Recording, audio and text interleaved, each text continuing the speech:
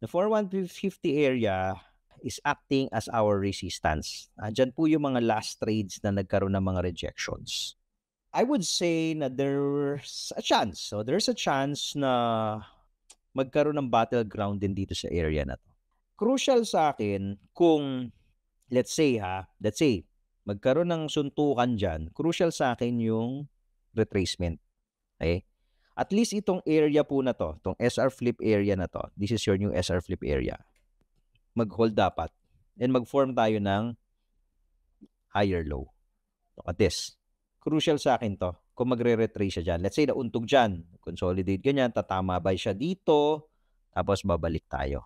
I-retest niya ba itong previous resistance? Magiging support siya. Kasi kung talbog tayo dyan, ang maganda rito kay Goldify, okay, ang linis nitong highway na to. Walang trade dyan. Makakakita na naman tayo kay Goldify once na basagin natin tong area na yan. Yan, 4160, 4150 area. Pag pinasag natin yan, makakita ka na naman kay Goldify ng 1%, 1.8%, 2% sa isang araw. Yung mga long green candles in one day, makakita ka na naman kay Goldify. Once na basagin natin to. Mabilis po yan tatakbo kasi walang trade dyan. Malinis yung highway. Sa naintindihan na yun ng mga Tipinatics, ng mga Goldifynatics natin, di ba? Dahil paulit-ulit lang yan eh. Ganyan lang po si Goldie. Di ba? Pagka nakaarangkada yan, okay, freeway tayo, bam! Ang bilis. Ang bilis. Ang maganda kay Tipay kasi, since it's a trend-following system, we never counter the trend.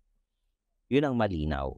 Malinaw na rule ni Tipay. So, sa 1 hour po kasi, nandun kami kumukuha ng trend using yung cloud. Kaya ito, ayan kita mo, di ba? Green cloud na siya sa 1 hour.